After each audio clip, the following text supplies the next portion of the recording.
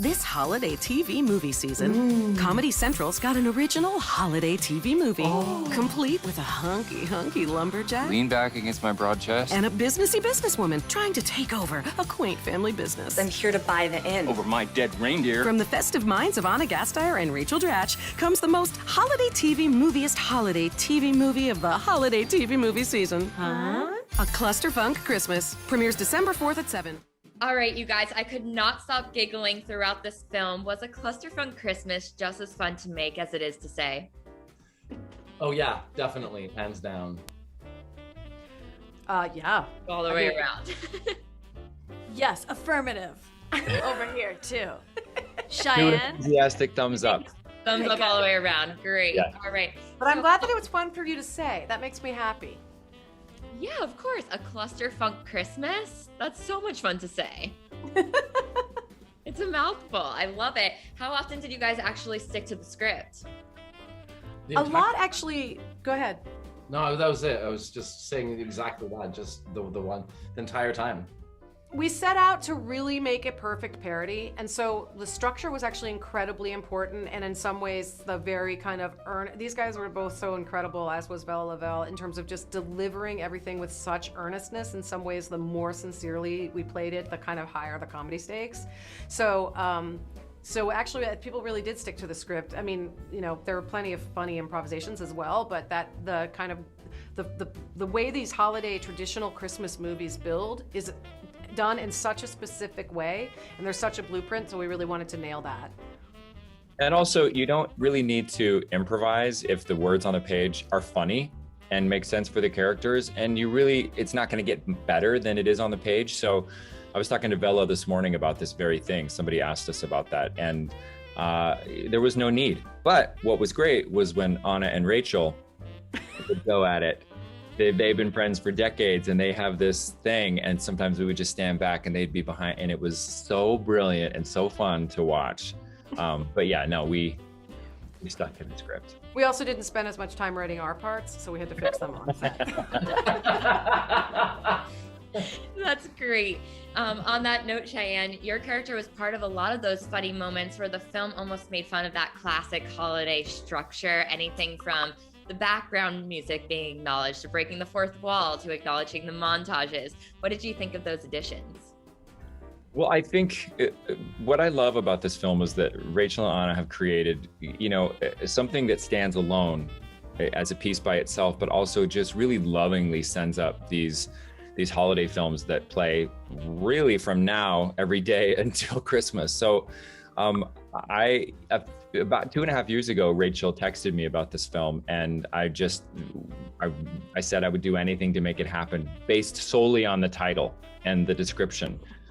Frank is somebody who, you know, there's always a line for every character who kind of explains who they are, and Frank says, "I'm a man of simple pleasures, and I'm a man who knows his wood." And I just clung on to that, and all of these other wonderful things, the breaking the fourth wall, the product placement, the physical comedy, the loving send-up. I think it was so satisfying. I had so much fun with these people. And on that note, are you a handyman in real life? Because I just moved and I have a few things that could use some fixing. I mean, I'm pretty good with my tools. I will say this, I grew up in northern Idaho chopping wood in the woods, and I never thought that would be a special skill that I would get to use on the screen. So when they said I would get to do that, I was like, yes. I don't have to juggle. Ladies making your Christmas dreams come true. I know, it's amazing. And most of my closet is flannel, so that was not a stretch either. There you go. He really knows how to handle an axe. I mean, First-hand experience. On that note, what were all of your worst hotel experiences? Because they had to go through a few things in this film. Our worst hotel experiences? Yes, because when they showed up in the hotel, like the knobs were breaking off. Right. Like I thought you were talking about the Sutton Place Hotel. I was like, whoa, it was wonderful. Well, we did have to quarantine for 2 weeks doing this movie. This is true. And you couldn't even leave your room. So it was a lovely room, but it was kind of funny because Anna and I were writing you know, we were trying to take this seriously, so we were like FaceTiming. We both had the exact same background. We were sitting in the exact same chair. The decor was at exactly the the same same light, on sitting next Zoom. to each other. It was like a mirror image. Insane. But anyway, But- as for like, Yeah, do as you for mean like in life? Holly and Frank, like I think more it was like what we were trying to grab the most uber typical meet cute possibly you could have, and what could like exemplify Frank's manliness, and what could, you know, again, she's this incredible, Show she's a one of diva. the tropes that sort of makes me laugh. Yes, she could show she's a diva, but also that she's this like super powerful businesswoman, and then she's just like brought to her knees with a knob falling off, you know, this kind of idea that like she's so helpless, you know, that, and it is funny, one of the things I love about these movies is that you kind of you root for the couple the entire time, and as you pull out at the end, you're like, they've literally gone on one date. Like, she's about to completely upend her life and, you know, quit her job and move to the country and, you know, basically throw it all away for this one guy. But it's super romantic in the most old-fashioned way. It's pretty funny. You're like, I hope it works out for them in the long haul. Yeah, Nils, that's the best friend in the film. What did you think of that premise? I mean, living in Vancouver, we are exposed to so much of these classic Christmas movies, and so it was really lovely to be able to play with the trope a little bit. I mean, we'd seen it time and time again, and so to be able to do a loving send-up of it was really liberating. And if I can touch on this for a moment, that even just playing like the gay best friend was a really liberating experience for me. I mean, it was one of the first times that I was playing gay on camera, and it was so great to take something that had been something that I'd been masking for so much of my life with masculinity, and being able to send it up and play with it a little bit. I think everything's been done with such heart in this film that it's not making fun of, it's definitely lovingly embracing it all. That's so beautiful. I didn't know that this was your first experience in that exploration. That's really cool. I also was very jealous of the Clüsterfünke strudels. I feel like when you watch this movie, you should get a side order of the strudels. How do we make that happen?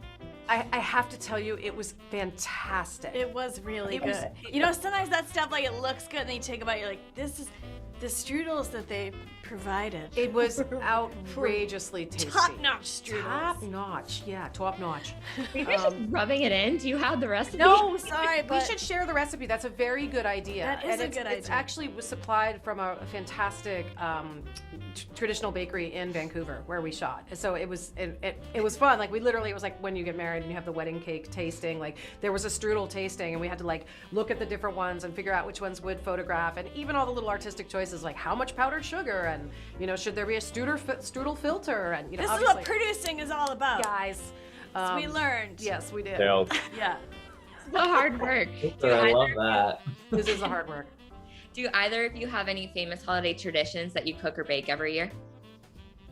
I have way too many. It's embarrassing. But most of them are organized around being really busy because I sort of end up working a lot around this time of year, because between the Here it comes. She has a holiday album, guys. going on tour And with so my she holiday works a lot this time of year because of her holiday album, Sugar and called Booze. Sugar and Booze. It's a lot. It's a great lot of soundtrack to decorate your tree It by. really is. It's an old-fashioned, nostalgic throwback album with some originals and some fan favorites. But anyways, so I do tour a lot, and here we go. Thank you for the ramp up. But also with I this, wonder if Cheyenne has one as well. he Go on, probably anyways. does. I'm We'll sure talk that- about we'll that talk later. about that in a moment. Okay. But yeah, so I tend to make these sort of speed round Christmas traditions. So I make like French onion soup in my crock pot, which I always end up making. And as Cheyenne and I have both worked on Broadway on Christmas, those are always crazy weeks, but I still wanted to like taste like Christmas. And so I have a lot of those. And I do like festive punches and things. I'm annoying. She's kind of got Martha Stewart like living inside. She doesn't only play Martha Stewart,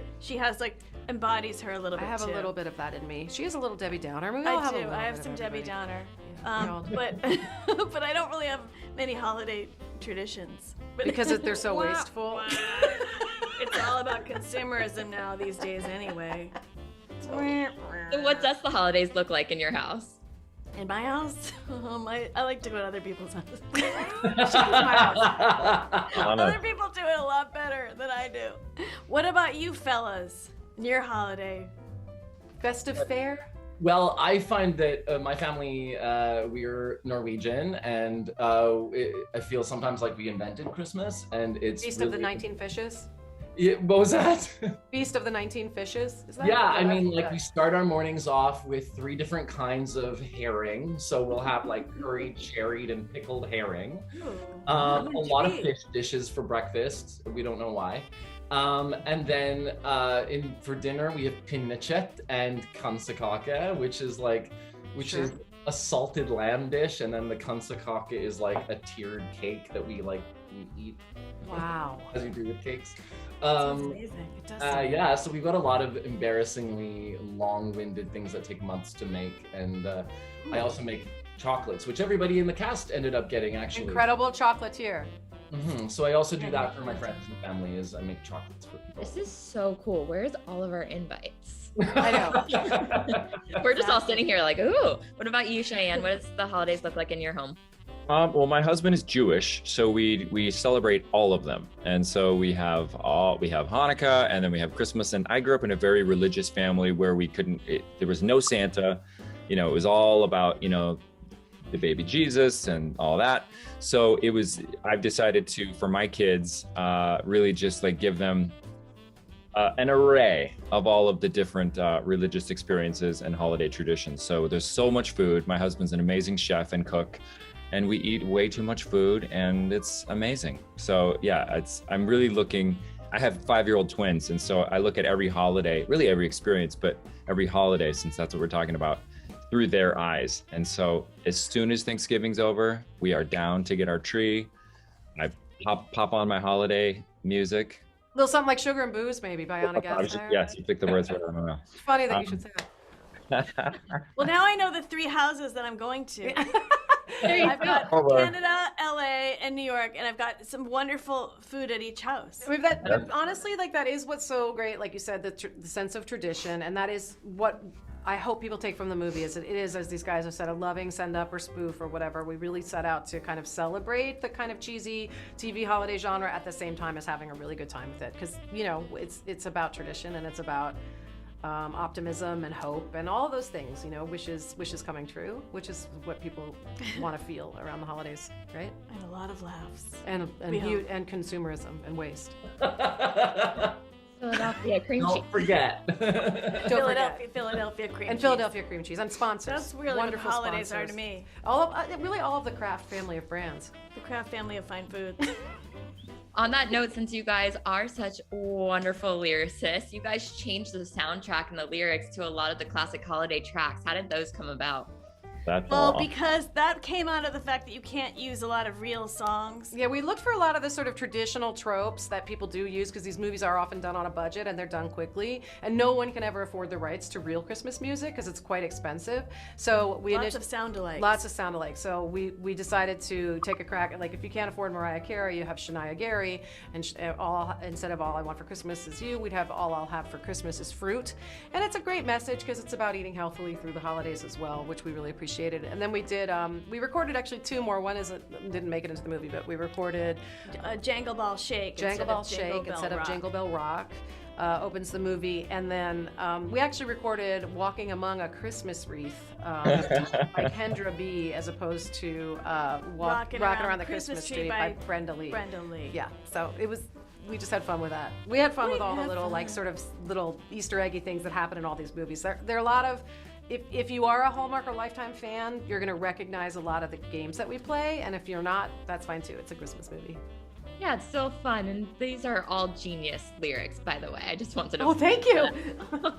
I will say, I've written a song or 2 in my day, and I told Anna this. That is very difficult to write a great parody like that, to where you know immediately what song it is, but just different enough to where it's super hard to record because really the tune is off, so your brain is kind of like you're singing the wrong song. Yeah.